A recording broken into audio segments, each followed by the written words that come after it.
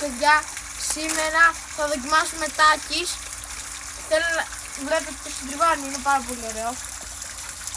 Θέλω να κάνετε μια εγγραφή, να πατήσετε το κουμπάκι και να μην χάνετε κανένα βίντεο. Πάμε να δοκιμάσουμε. Πόρτα ανοίγουμε. Από μυρωδιά έχει τυρί. Αυτά είναι, εδώ. Και πάμε να δοκιμάσουμε.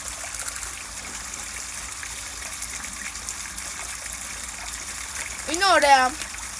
Και είναι λίγο. Αυτά είναι. Και είναι πάρα πολύ ωραία. Εγώ δεν καίγομαι, αλλά είναι ωραία. Είναι με τυρί. Εδώ πέρα. Με τυρί. Και είναι πάρα πολύ ωραία.